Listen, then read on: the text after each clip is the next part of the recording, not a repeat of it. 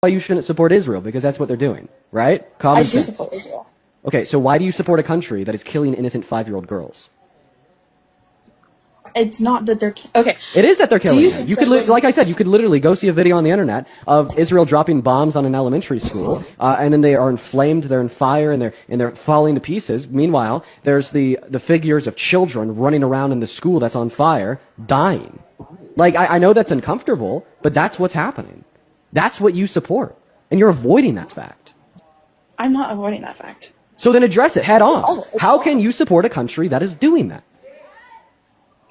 Do you support the United States? Do I support the United States? I'll answer your question after you answer my question. Well, no, it's a legitimate question, because... It's a question that is being used as a deflection away from what I'm asking you.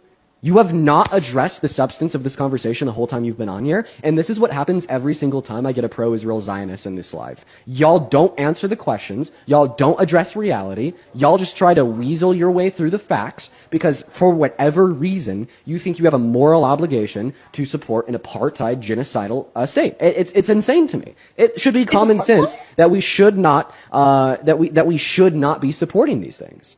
It's obvious. It's so obvious. Manufactured stage 5 famine onset by Israeli blockades on food and water shouldn't support Israel. Wiping out and killing all of the remaining Al Jazeera press members in Gaza 2 days after they passed legislation to ethnically cleanse and annex the rest of Gaza shouldn't support Israel. You know, like for instance, I'll frame this in a different sense, and hopefully we could have you understand here. Okay, Russia and Ukraine. Imagine if Russia passed legislation to take control over the totality of Ukraine, and then systemically starved the Ukrainians for 4 months to weaken them by blocking trade and water routes into the country, specifically dropped bombs on hospitals, schools, and churches, and took out all of the remaining journalists on the strip in press tents. Well, Would you ever support Russia if they did those things to Ukraine?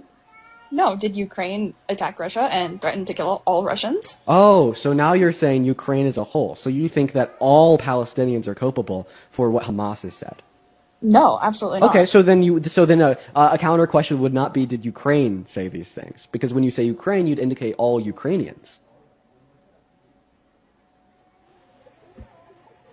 I mean, did the Ukrainian government say, hey, let's unalive all the Russians, let's attack them at a festival and take them hostage and kill their babies? Assuming that they did, would you still support Russia if they did all of those things to the innocent Ukrainians?